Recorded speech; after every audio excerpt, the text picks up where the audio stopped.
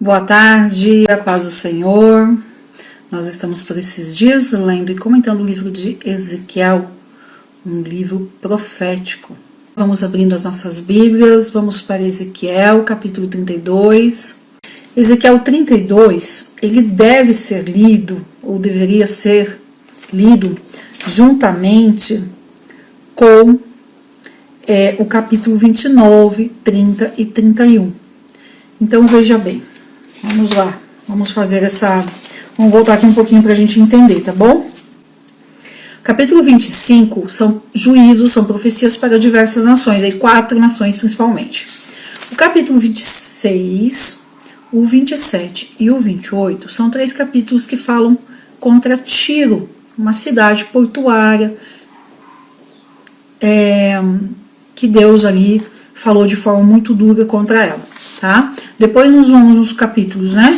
No 29, o 30, o 31 e o 32 são 4 capítulos contra o Egito. Então veja que são 8 capítulos contra nações gentias, nações pagãs ali ao redor de Israel. São nações que riram e zombaram e também fizeram Israel sofrer. Então Deus trata com essas nações. Embora Deus estivesse tratando com o povo judeu no cativeiro, Deus também trata com aqueles que maltrataram de alguma forma o povo escolhido de Deus. Então, os capítulos 29, 30, 31 e 32 são 4 capítulos contra o Egito. Eles deveriam ser lidos e comentados juntos para um entendimento mais completo. Não deu tempo ontem de falarmos do 32, então nós vamos falar um pouquinho hoje. Então, enquanto Deus aponta os pecados e tudo o que o Egito fez no 29, no 30 Deus fala ali que vai quebrar o braço de Faraó, no 31 Deus fala o que vai acontecer com o Egito, vão ser também levados cativos por 40 anos, e no 32, que seria o capítulo de hoje, então é a repercussão da ruína do Egito, é o como as nações que estão vendo o Egito vão ficar quando ficarem sabendo que o Egito está sendo destruído, quando o Egito é tomado ali pela Babilônia. E eu já citei ontem, nunca mais o Egito foi como essa época aqui. Ele nunca mais teve um apogeu, foi grande e foi forte. Ele realmente foi destruído e nunca mais se levantou como um grande poder, como uma nação poderosa. E o Egito sofre até hoje, de forma cultural e também de forma econômica, o tratamento de Deus aqui, por conta de tudo que eles provocaram, que eles fizeram com o povo de Deus.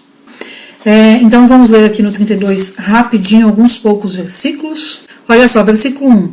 E aconteceu que no 12º ano, no 12º mês, eu tenho falado isso e tem coisas que eu repito bastante, mas é bom porque grava na nossa mente, né? Ezequiel é um profeta que escreve suas profecias de uma forma mais cronológica que outros profetas. Em todas as suas profecias, ele situa quando acontece. Então veja, e aconteceu que no 12º ano, no 12º mês. Então nós sabemos que nessa contagem de Ezequiel, Jerusalém foi tomada no 11º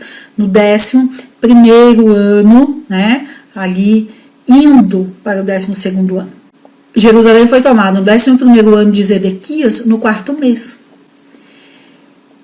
Então, Ezequiel, ele já estava há muitos anos no cativeiro. Ezequiel é um profeta do cativeiro, tá? Então aqui, essa profecia para o Egito começou no capítulo 29, antes da tomada de Jerusalém, e continuou, as profecias contra o Egito continuaram depois. Nabucodonosor sobe contra o Egito, aí cerca de 15, 17 anos depois da queda de Jerusalém. Então falei, Jerusalém caiu em 586, a Babilônia vai subir contra o Egito mais ou menos em 570, 571, 569, por aí. Só que o cerco para o Egito demora mais do que aqui do que o que foi para Jerusalém. Então, Ezequiel situa aqui, né, 12º ano, então cerca aí, e 12º ano, no 12º mês. Então, pouco mais de um ano depois da queda de Jerusalém. E aí, Deus fala, filho do homem, levanta uma lamentação sobre Faraó e diz-lhe, semelhantes és a um leãozinho entre as nações, e és como uma baleia nos mares, que rompias os teus rios e turvavas as águas com os teus pés, e sujava os teus rios. Então acontece isso um tempo depois e Deus fala para Ezequiel fazer uma lamentação. Então ele diz: ó, Egito, não tem mais jeito, você, né?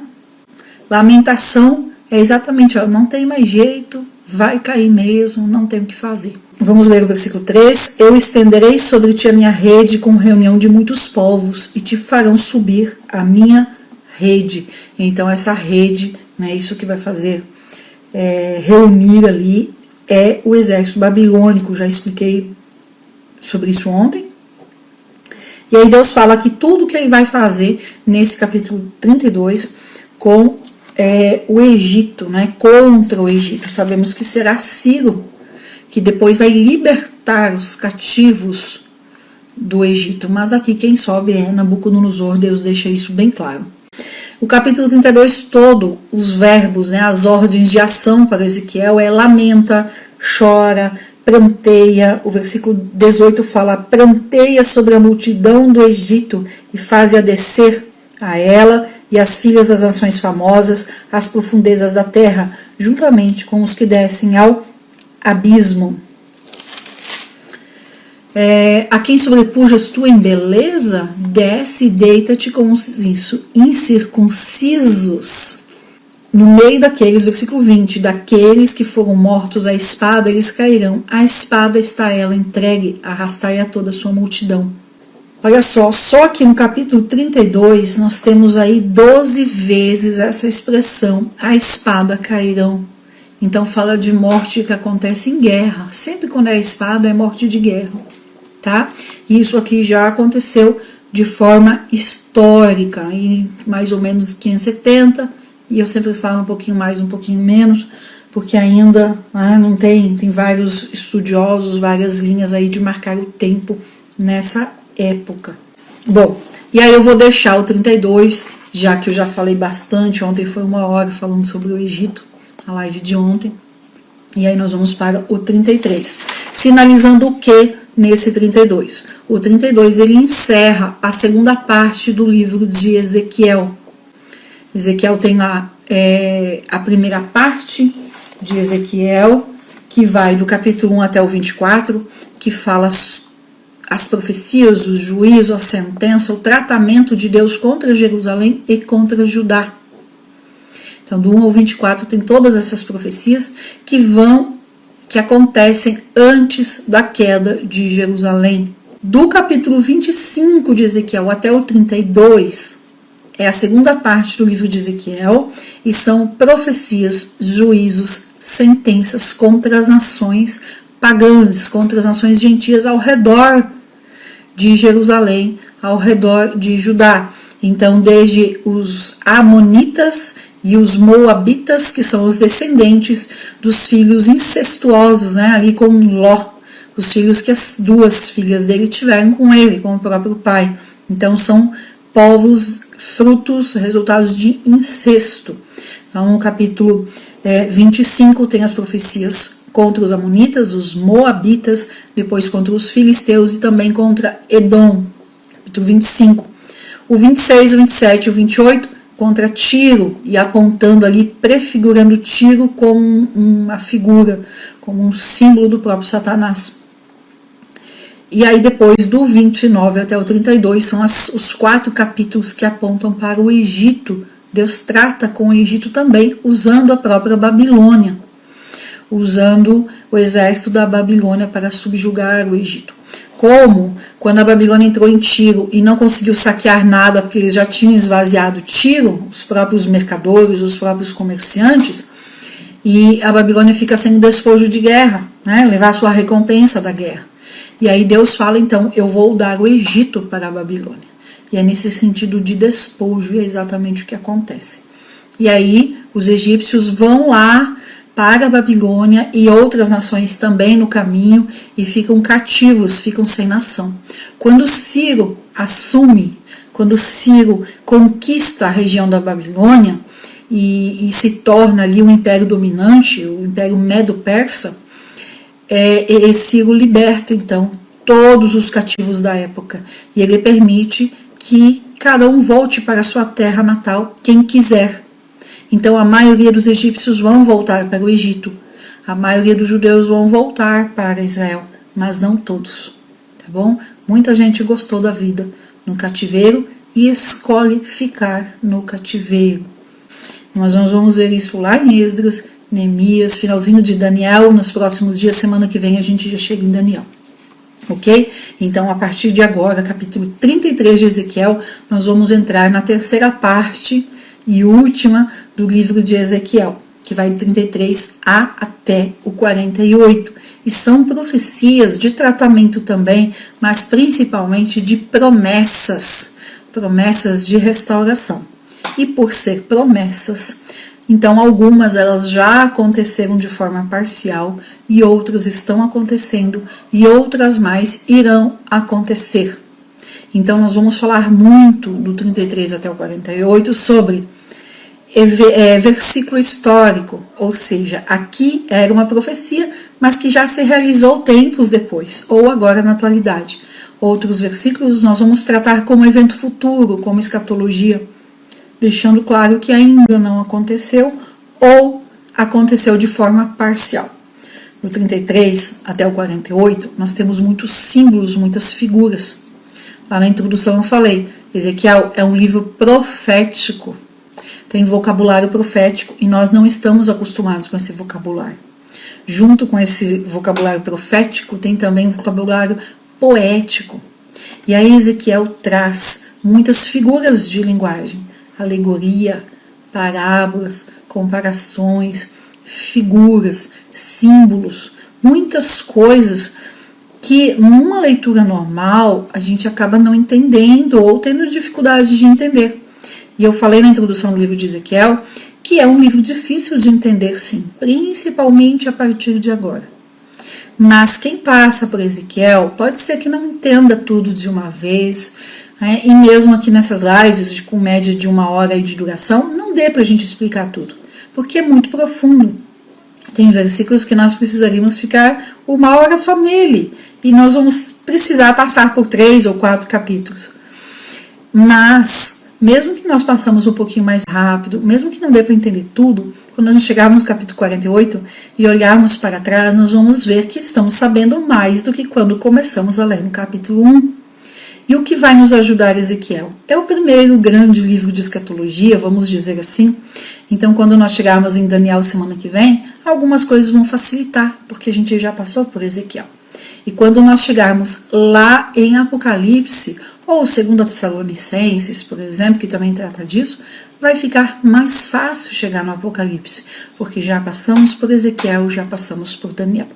Então, quando eu falo que Ezequiel é o livro mais difícil de entendermos, é porque ele é o primeiro que aborda de uma forma mais consistente a questão da escatologia. Tá? E aí fica mais fácil. Se Apocalipse estivesse antes, Apocalipse seria o mais difícil. Mas quando a gente chega em Apocalipse, algumas coisas a gente já viu em Ezequiel e outras em Daniel. Ok? Vamos lá então? Então o capítulo 33 inaugura essa parte mais escatológica do livro de Ezequiel. E o capítulo 33, ele aconteceu mais ou menos aí 1 ano, um pouquinho mais, depois da queda de Jerusalém, que foi em 586, tá? O que acontece, né? Eu falei que Ezequiel sempre pontua quando é que acontecem as profecias dele, e aqui no início do 33, ele não fala, tá? Então, quando ele não fala quando que aconteceu essa profecia, é porque segue a mesma data do anterior. Então, o que ele fala aqui no 32? No 12º ano, tá bom? Ele fala aqui de datas 2 vezes, né? No 1 e no versículo 17, do capítulo 32. Então, capítulo 33. Enquanto a gente não lê uma nova data, permanece a data do capítulo anterior. Mas veja, isso é somente no livro de Ezequiel. Ele é o único que escreve dessa forma, mas em ordem cronológica e sempre pontuando quando acontece. Os outros livros proféticos no Velho Testamento não faz essa descrição de data, de pontuar, né? Colocar ali pontos situando na história. Tá? É só Ezequiel que faz isso, ok? Então vamos lá, capítulo 33, vai começar então pontuando, né, colocando Ezequiel no devido lugar, dizendo para Ezequiel qual que é o papel dele no meio do povo. Lembrando que Ezequiel é de família sacerdotal e ele foi levado cativo, foi levado para o cativeiro lá por volta de 605, 606 antes de Cristo. Quase aí, cerca de 20 anos antes, mais ou menos, da queda de Jerusalém. Tiveram três grandes deportações de cativos, 605, 606, depois lá por 597, 598, e a terceira deportação quando caiu Jerusalém em 586, tá? Ezequiel e Daniel foram levados provavelmente ali na primeira grande deportação, que foi a maior. E eu ainda vou voltar aqui para falar dos números. Tem aí, parece que é uma divergência na Bíblia em relação a quantos judeus que foram levados. Nós vamos explicar isso já, né, aqui nos próximos dias. E Esther e Mardoqueu foram levados provavelmente na segunda turma, tá bom? E embora Daniel e Ezequiel tenham sido levados na mesma turma, possivelmente eles se conheciam, principalmente porque Ezequiel cita Daniel, mas eles não devem ter convivido no cativeiro. Daniel era adolescente, 15, 17 anos por aí, e Ezequiel já estava em torno dos 30 anos. Ezequiel já tinha casado, estava ali ou começando o serviço sacerdotal ou prestes a começar pela idade, mas não acontece, então o seu servir, né, o seu serviço sacerdotal, porque ele é levado cativo, e no cativeiro Deus o chama então, e Deus o coloca como profeta no cativeiro. Daniel viveu no palácio de Nabucodonosor e Ezequiel não. Ezequiel viveu entre os nobres cativos, os cativos que foram levados, que eram, vamos chamar de alta sociedade de Jerusalém, para a gente entender melhor. Ele viveu entre esse povo e não viveu no palácio. Por isso que eu falo que eles não conviveram, porque ficaram no cativeiro em lugares diferentes, e também porque Ezequiel, quando estava aí perto dos 30 e Daniel perto dos 15, era o dobro da idade. Então eles realmente não tinham como conviver ali. Então, no capítulo 33, Deus vai pontuar para Ezequiel o chamado dele, qual exatamente é o papel dele ali no cativeiro. Versículo 1: E veio a minha palavra do Senhor dizendo: Filho do homem, fala aos filhos do teu povo, e dize-lhes: quando eu fizer vir a espada sobre a terra, e o povo da terra tomar um homem dos seus termos, e o puser por seu atalaia, e vendo ele que a espada vem sobre a terra, e tocar a trombeta, e avisar o povo, versículo 4, se aquele que ouvir o som da trombeta não se der por avisado, e vier a espada e o tomar, o seu sangue será sobre a sua própria cabeça. Versículo 5, o som da trombeta ele ouviu e não se deu por avisado, o seu sangue será sobre ele, mas o que se der por avisado salvará a sua alma. Bom, olha só, veja na sua Bíblia e me diga aqui o versículo 6. Qual a expressão que está ali? Aqui para mim, nessa versão que estou lendo agora, está escrito: mas se o atalaia vir que vem a espada. Veja se na sua Bíblia está atalaia. Em algumas versões pode ser que esteja escrito sentinela, tá?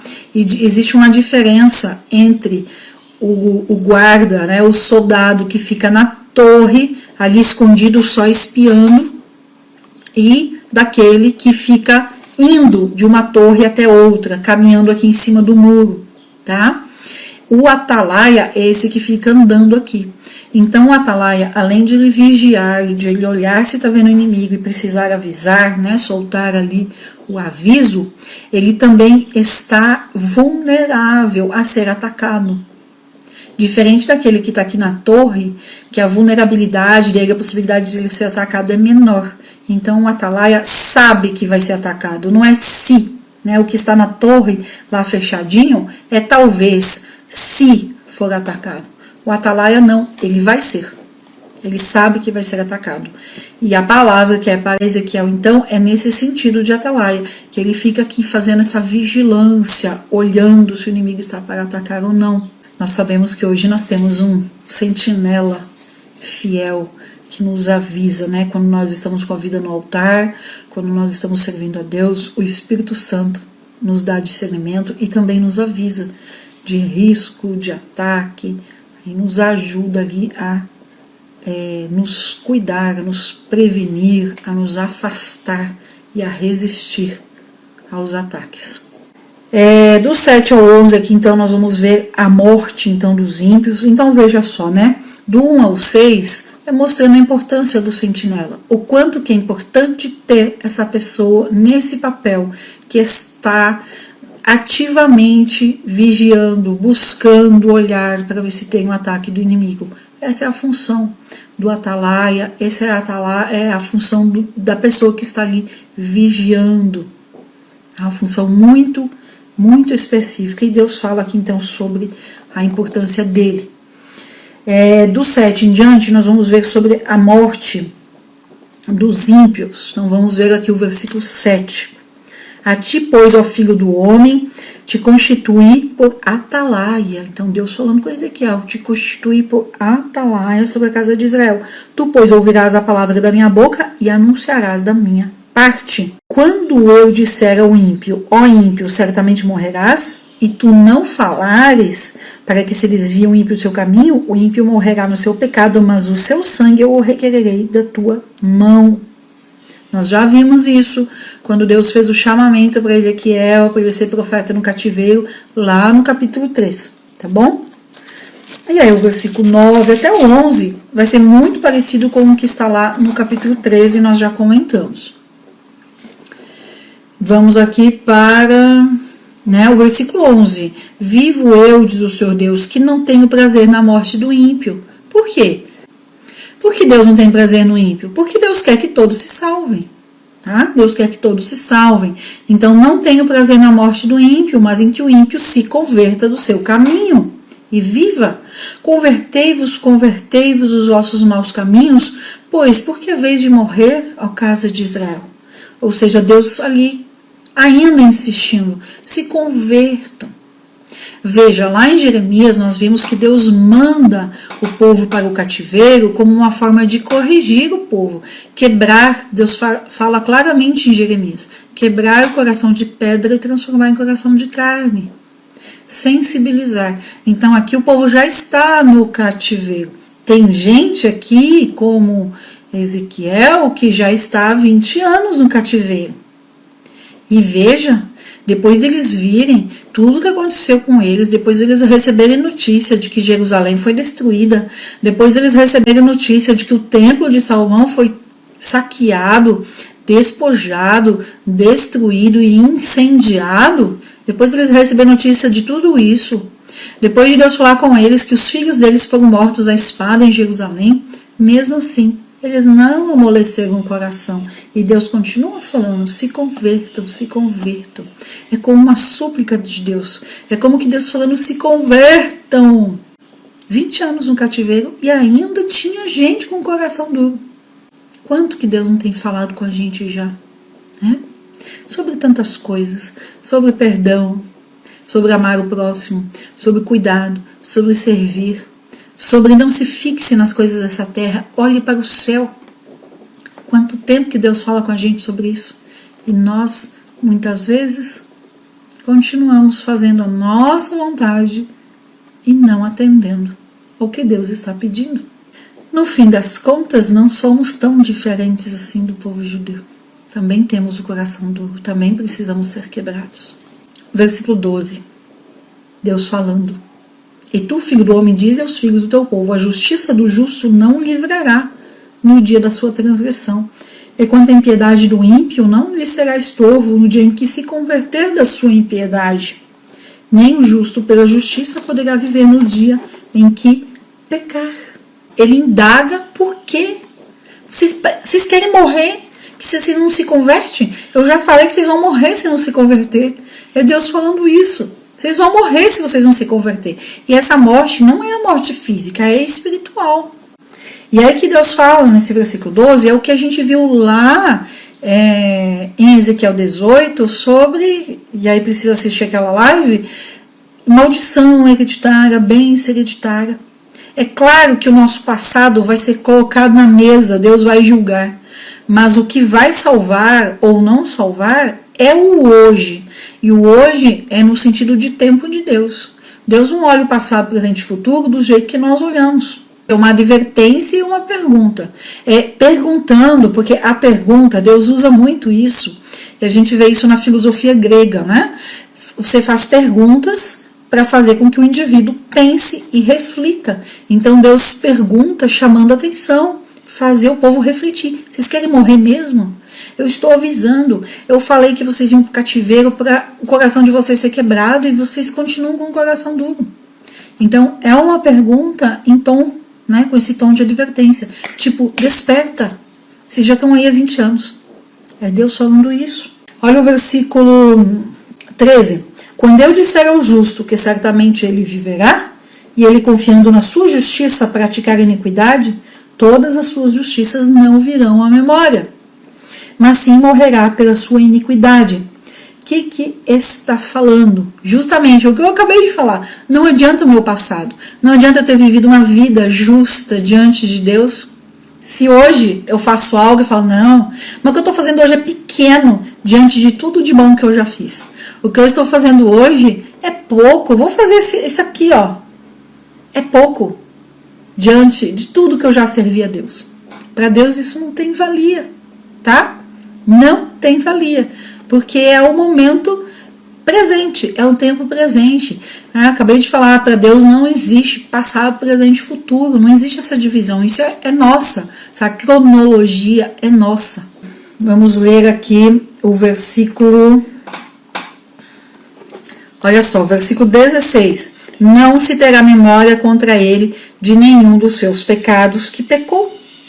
Então, se o pecador se converte, os pecados dele, né, não se terá memória. Aí você precisa ler o 14, o 15, tá bom? Certamente viverá. Esse certamente viverá é relativo à salvação, é a forma de abordar a salvação aqui no Antigo Testamento. Deus é maravilhoso porque a gente sabe o que conta é hoje. Isso significa que eu não preciso ficar olhando para o passado e sentindo culpa. Se eu me arrependi, pedi perdão, num piscar de olhos, muito mais rápido que isso que Deus perdoa. Porque antes de eu pedir perdão aqui com a minha boca, eu já pensei aqui e Deus já perdoou. Mas é o tempo de hoje. Também não vale eu escolher hoje e amanhã não me firmar, não permanecer. Deus me recebe do jeito que eu estou, mas Ele não aceita que eu continue do jeito que eu estou. Eu preciso trilhar um caminho chamado caminho da santificação, processo, jornada. O passado será esquecido, nesse sentido de que Deus vai considerar o tempo presente. O tempo presente. Olha só, versículo 18, exatamente o que eu acabei de falar. Quando o justo se desviar da sua justiça e praticar iniquidade, morrerá por isso. Esse morrerá aqui é nesse sentido espiritual. Perde, né? É a condição presente, é o tempo presente que vale para Deus. Não adianta eu me fiar no passado, não adianta. Não adianta também eu falar assim, amanhã eu vou fazer o bem, amanhã eu vou servir a Deus, ainda estou jovem, ou ainda isso, ainda aquilo, vou aproveitar, vou fazer isso, vou fazer aquilo. Não, você não sabe se o dia de amanhã vai amanhecer para você, se vai amanhecer para mim. E aí, até por conta, né, dessa questão do tempo de Deus, trazer até um esclarecimento que eu já falei aqui. A gente sabe que Cronos é chamado de tempo do homem, mas é tempo do homem no sentido quê? No sentido de contagem. Cronos é a palavra no grego, da onde vem a cronologia, que é a contagem do tempo, a contagem das horas, a contagem dos dias, dos anos, do jeito que a gente conhece, e aí sim, passado, presente e futuro. Então não é porque o tempo do homem é o tempo, no meu tempo eu vou fazer tal coisa, não, Cronos não significa que é o meu tempo, Janaína. Cronos é a contagem do tempo no calendário. Exatamente, nós estamos vendo a Bíblia em ordem cronológica, porque nós estamos vendo Deus se revelando através da história. E a palavra, né, usada para o tempo de Deus, que é traduzido então como Kairos, não significa hoje. Eu sei que tem muita gente, muito pregador, muito ensinador que fala Kairos, o tempo de Deus que é hoje. O tempo de Deus não é hoje. A palavra para Kairos, a tradução não é hoje. Porque o hoje, quando a gente fala hoje, pode ser hoje de manhã, hoje de tarde, hoje de noite, contemplando aí as 24 horas do dia. E tem gente que fala, tá bom, o tempo de Deus é hoje, ok, então daqui a pouco eu me resolvo com Deus. E daí daqui a pouco perde a oportunidade de se resolver com Deus, acontece alguma coisa e a vida na terra é encerrada. E aí como é que faz? O tempo de Deus não é hoje. O tempo de Deus, a palavra kairos, significa oportunidade do agora. O tempo de Deus é o agora, é a oportunidade do agora. É exatamente o tempo presente, mas não é o tempo presente no nosso sentido de cronologia, de relógio, né? A gente pode viver, estou vivendo o tempo presente, que é esse ano do ano passado, esse ano agora, esse tempo de pandemia. Para Deus não é esse presente, tempo presente. Para Deus o tempo presente é o agora, é esse instante, é esse piscar de olhos. Então é a oportunidade do agora. Veja quão mais forte é eu entender isso do que o depois, do que o tempo presente como nós contamos. O tempo do agora, o tempo, a oportunidade, o tempo oportuno de Deus é exatamente o momento.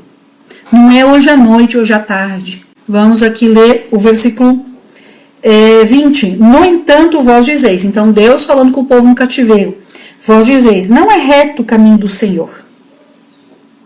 O povo lá falando, não é reto o caminho do Senhor. Eu vos julgarei, o casa de Israel, a cada um conforme os seus caminhos. Vamos aqui, versículo 11, nós lemos o seguinte. Vivo eu, diz o Senhor Deus, que não tenho prazer na morte do ímpio, mas em que o ímpio se converta. É o amor de Deus, perfeito e maravilhoso. Deus quer que todos se convertam. Aqui no versículo 20, nós vamos ler então a justiça de Deus. Eu falo para nós lermos a Bíblia buscando ver Deus. Antes da Bíblia ser a revelação da salvação, do plano de redenção, a Bíblia é a revelação do próprio Deus. Então nós precisamos ler a Bíblia querendo ver Deus. No 11, então, nós vemos o perfeito amor de Deus. Deus não quer que ninguém se perca. Deus quer que todos se convertam. No versículo 20, Deus fala, eu sou amor, eu quero que todos venham comigo, mas eu vou julgar. Todos serão julgados de acordo com os seus caminhos, de acordo com as suas escolhas. Versículo 21, olha Ezequiel aí, dando tempo nas coisas. E aconteceu que no 12º ano do nosso cativeiro, no 10º mês, aos 5 dias do mês, veio a mim um que havia escapado de Jerusalém, dizendo, ferida está a cidade. Deus havia falado com Ezequiel que ia, né, que ele seria avisado da queda de Jerusalém. Não fala quem foi, né? Obviamente, alguém que escapou. Vamos ler ali versículo 22. Ora, a mão do Senhor estivera sobre mim pela tarde, antes que aquele que tinha escapado viesse, e tinha aberto a minha boca, antes mesmo que esse homem viesse ter comigo pela manhã, e abriu-se a minha boca, e eu não fiquei mais calado. Lembra? Nós lemos lá em Ezequiel 24, da morte da esposa de Ezequiel. Ezequiel era casado, ficou viúvo, e Deus falou, eu vou levar a delícia dos teus olhos, né? Dependendo aí da versão que você lê, vai ter, né, a delícia dos teus olhos. Eu vou levar o seu amor, eu vou levar a sua esposa. Ezequiel, você não vai poder chorar, você não vai poder lamentar a morte dela, você não vai poder reclamar. Você vai ficar viúvo sem chorar, sem fazer luto, sem nada, porque você vai servir de símbolo. E aí no 24 Deus fala com os cativos.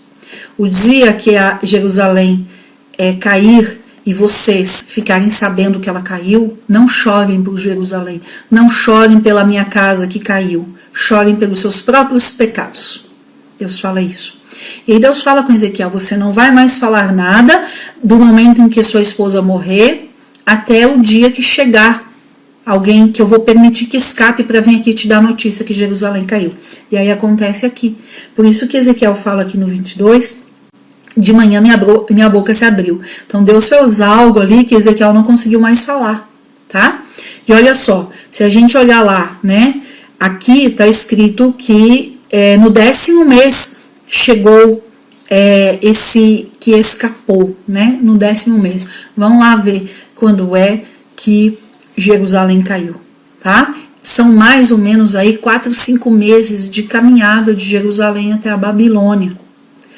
Em linha reta, 750 quilômetros, mas ninguém anda em linha reta. A estrada que levava Jerusalém para a Babilônia dava aí cerca de 1.350 quilômetros. Aí pensa uma pessoa andar isso a pé, tá bom? Então vai um tempo aí até chegar a notícia de que Jerusalém caiu. E aí, versículo 23, né, a profecia para os que estão lá no Egito. Olha, né, Deus fala: filho do homem, os que habitam nestes desertos da terra de Israel falam dizendo: Abraão era um só e possuiu esta terra, mas nós somos muitos e a nós foi dada essa terra em possessão. Portanto, dize-lhes: com sangue comeis e levantai os vossos olhos para os vossos ídolos e derramais o sangue e possuireis vós a terra? Vós vos estribais sobre a vossa espada, cometeis abominação e cada qual contamina a mulher do seu próximo. E possuireis a terra? Deus fazendo perguntas irônicas aqui para o povo. Depois de tudo que aconteceu, eles continuam na idolatria e eles continuam não obedecendo a Deus. E ainda dizem: Abraão conquistou a terra sozinha, e agora? Eu quero, eu vou conquistar também. Abraão conseguiu, então nós também vamos conquistar. Só que eles estão se esquecendo que Abraão foi servo fiel, fé, né? Um homem de fé, considerado pai da fé. Eles não estão olhando isso. E aí Deus fala, né? Assim lhes dirá, assim diz o Senhor Deus, versículo 27, vivo eu, que os que estiverem naqueles lugares desertos cairão à espada, e o que estiver sobre o campo aberto entregarei as feras para que o devorem, e os que estiverem nas fortalezas e nas cavernas morrerão de pestilência. Veja, aqui Deus falando nesses versículos para aqueles que ainda ficaram em Judá, porque não foi esvaziado a terra de Israel, de Judá. Foram levados cativos, teve aquele grupão grande que fugiu para o Egito, lá, e que levaram Jeremias preso também, e ainda assim ficaram.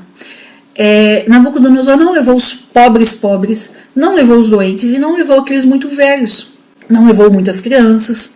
Por quê, gente? Uma jornada aí de 1.300 e poucos quilômetros a pé, ele não levou quem ia dar algum tipo de trabalho no caminho. Então ele deixou em Judá e mandou que comessem, que se virassem, que vivessem lá. E era para eles viverem na liderança de Gedalias. Gedalias foi morto depois de uma conspiração. Nós vamos ver o que vai acontecer com esse povo que ficou aqui, esse resto de povo. Veja, aqui está falando remanescente, mas ainda não é exatamente aquele remanescente fiel. Ainda são idólatras, infiéis, insubmissos, ainda são de dura serviço. Versículo 29, saberão então que eu sou o Senhor quando tornar a terra em espanto e desolação por causa de todas as abominações. Versículo 30, e quanto a ti, filho do homem, né, falando com Ezequiel, os filhos do teu povo falam de ti junto às paredes e às portas das casas, e falam um com o outro, cada um com seu irmão, dizendo, vinde agora, peço-vos, e ouvi qual seja a palavra que procede do Senhor. Falam de ti, né? Então Deus mostra para Ezequiel que estão falando dele ali ao redor, falando que os cativos ali estavam como que se orgulhando do profeta Ezequiel, sentindo ali uma admiração e estavam se reunindo para ouvir a Ezequiel, mas estavam só ouvindo, achando que era o suficiente e não estavam se convertendo. Olha o versículo 31. E a ti eles vêm, como o povo costuma vir, e se assentam diante de ti como o meu povo, ou seja, se chamam de meu povo, e ouvem as tuas palavras, mas não as praticam. Antes, lisonjeiam com a sua boca, e o coração deles segue a sua avareza. Sabe o que é lisonjear com sua boca? Oh, que palavra abençoada! Ah, falou comigo! Oh, que palavra de Deus! Mas, depois que acaba a palavra, depois que acaba a aula, depois que acaba a live, vira as costas e continua na mesma vida. É isso que se faziam com Ezequiel. E sabe o que acontece? Pra gente, pra Ezequiel, pra quem prega ou pra quem ensina, não vai fazer diferença. Vai fazer diferença, sabe pra quem? Justamente para quem procede desse jeito. vai chegar o momento de prestar contas diante de Deus. E não vai dar para dizer, não fui avisado, não sabia, não conhecia. Porque está tudo registrado diante de Deus. E Deus vai cobrar. Vai cobrar de quem fala, se falou realmente a palavra do Senhor, e vai cobrar também de quem ouviu, de quem mudou, de quem não mudou, de quem procurou viver uma vida diferente. Tá? Isso aqui que Deus está falando aqui com Ezequiel. Olha só o 32. E eis que tu és como uma canção de amores para eles, que tem voz suave, que bem tange, porque ouvem as tuas palavras, mas não as colocam em prática. Mas quando isso vier, então saberão que houve um profeta no meio deles. E aí vamos para o 34, que é o último capítulo de hoje. Toda essa parte aqui, do 30 até o 33, é exatamente isso, né? Essa falsidade. Achar que só ouvir é o suficiente. Olha o 31, né? O 30. E quanto a ti, filho do homem, os filhos do teu povo falam de ti junto às paredes e às portas das casas, e falam um com o outro, cada um com seu irmão, dizendo: vinde agora, peço-vos e ouvi qual seja a palavra que procede do Senhor. E a ti eles vêm como o povo costuma vir. Deus conta para Ezequiel o que está no coração das pessoas. Tá? E Deus fala: olha, não vai dar em nada, porque não muda de vida. E aí, gente, assim, né, o povo estava no cativeiro, já tinha sofrido. Quem chegou agora, né, vê depois as lives sobre Jeremias, sobre lamentações de Jeremias. Jeremias caminha pelas ruínas de Jerusalém, vê os montões de mortos. Ele viu mães comendo a carne dos filhos, cozinhando a carne dos filhos para comer. O povo tinha notícia, muitos viram isso. E mesmo assim fazem de conta que estão servindo. Então, nós precisamos realmente, né, fazer aquela avaliação e ver, será que eu estou fazendo isso também? Será que Deus não está falando? Eu escuto o que eu tenho que fazer? E aí, trazendo para a gente, né, o que pega muito hoje que eu vejo, a questão do perdão, a questão do amor ao próximo, a questão de servir, a questão de olhar para Deus. Nós estamos realmente fazendo aquilo que Deus tem falado para nós fazermos? E aí vamos para o capítulo 34. O capítulo 34, então, ele acontece em sequência ali. Ezequiel, eu falo sempre isso, ele escreve na sequência, pelo menos aí quase todas as suas profecias estão numa ordem de cronologia já. E o capítulo 34, ele vai falar sobre o grande rebanho de Deus. Então vai falar das ovelhas e vai falar dos pastores. E é muito incrível esse capítulo, porque Deus vai mostrar o quê? Que Ele nos ama, que Ele cuida do seu povo. E esse cuida envolve corrigir. Deus manda o povo para o cativeiro para corrigir o povo. E nesse corrigir tem o tratamento de Deus, que envolve sofrimento. Tem também o afastar dos perigos, livrar dos perigos. Então Deus fala que livra o povo dos profetas, dos pastores maus. Então nesse capítulo 34, Deus vai mostrar o seu cuidado com as ovelhas e vai mostrar o grande pastor, o pastor perfeito, o grande rebanho de Deus. E Deus vai falar que Ele vai cuidar, que Ele está contra, que Ele vai livrar as ovelhas dos pastores infiéis. E aí é o seguinte, é muito fácil nós lermos o capítulo 34 olhando para a atualidade e já acusando e apontando para quem se enquadra nessa categoria dos pastores infiéis. E aí eu digo o seguinte, né? Claro que nós podemos e devemos fazer isso mesmo, porque devemos nos afastar dos pastores que não se enquadram com o que Deus quer. Mas não é nosso papel julgar os pastores infiéis, isso é papel de Deus, não é nosso papel. Mas eu sugiro nós lermos o capítulo 34 olhando para nós. Eu, ovelha, estou agindo como ovelha? A ovelha não grita, a ovelha não esperneia, a ovelha não briga, não se rebela. Tem até umas que saem ali um pouquinho, mas o bom pastor puxa de volta. a ovelha que escuta a voz do seu pastor, ela não vai se atrapalhar.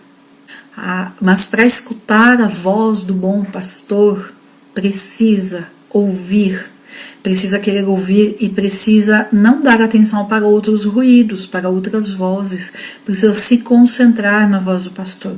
E para se concentrar, a gente precisa se afastar de outras vozes. Vamos tentar encerrar esse capítulo 34. Então, ele acontece ali já em seguida a essas profecias, tá? E veio a palavra do Senhor a mim, dizendo: Filho do homem, profetiza contra os pastores de Israel, profetiza e dize a eles: assim diz o Senhor Deus, ai dos pastores de Israel, que se apacentam a si mesmos. Não devem os pastores apacentar os rebanhos? Olha a pergunta de Deus aqui com ironia. Aqui no 34, comeis a gordura e vos vestis de lã. E aí Deus vai falar então aqui contra os pastores maus, os pastores infiéis, que querem a lã da ovelha, que querem a gordura da ovelha, que usam em benefício próprio a ovelha em si. E aí olha só, e elas estão espalhadas por não haver pasto, por não haver pastor, versículo 5, e ficaram para pasto de todas as feras do campo, porquanto se espalharam. Ou seja, não tinha um pastor para unir as ovelhas, para mantê-las juntas. E as minhas ovelhas andam desgarradas por todos os montes e por toda a colina alta, sim, por toda a face da terra andam espalhadas as minhas ovelhas, sem haver quem as procure, nem quem as busque. Versículo 7, portanto, pastores, ouvi a palavra do Senhor. Visto como o meu rebanho foi entregue à rapina e as minhas ovelhas vieram a servir de pasto para as feras do campo, ou seja, para comida, por falta de pastor, e os meus pastores procuraram as minhas ovelhas, pois se apacentaram a si mesmos e não apacentam as minhas ovelhas. Portanto, pastores, escutem. Versículo 10. Eu estou contra os pastores e requererei as minhas ovelhas das suas mãos, e lhes farei deixar de apacentar as ovelhas, nem os pastores se apacentarão mais a si mesmos, pois eu livrarei as minhas ovelhas da sua boca, e não lhes servirão mais de alimento. Então Deus cuida, Deus tem um limite, tem até onde Deus deixa ir.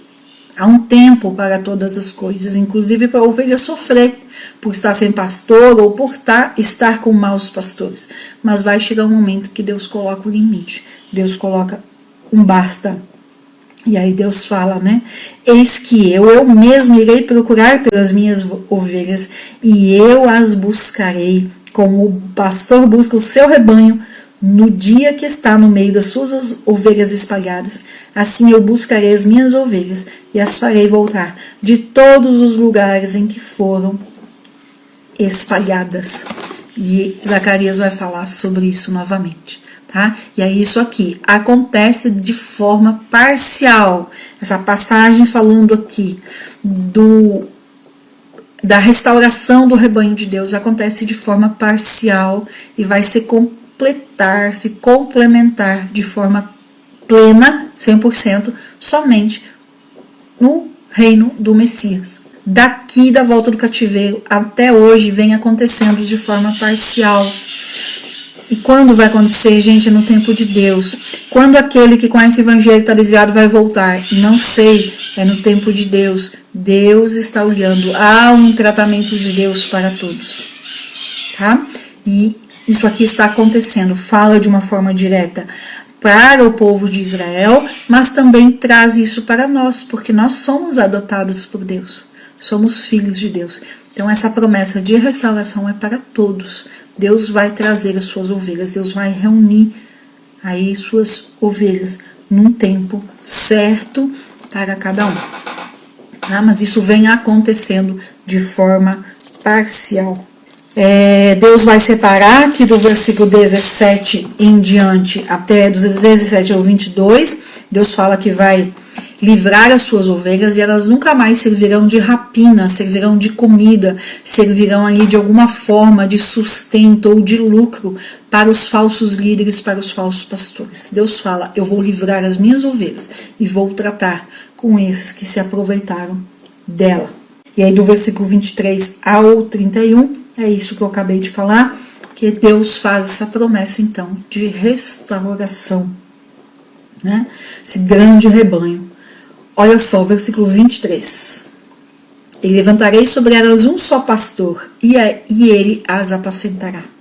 O meu servo Davi é que as há de apacentar, e ele lhe servirá de pastor. Que Davi, gente, aqui Davi de uma forma simbólica, porque sabemos que o trono pertence à descendência de Davi. Agora, quem é o grande bom pastor? Que se denomina, inclusive, eu sou o bom pastor. Quem é? Sabemos. Sabemos que é Jesus.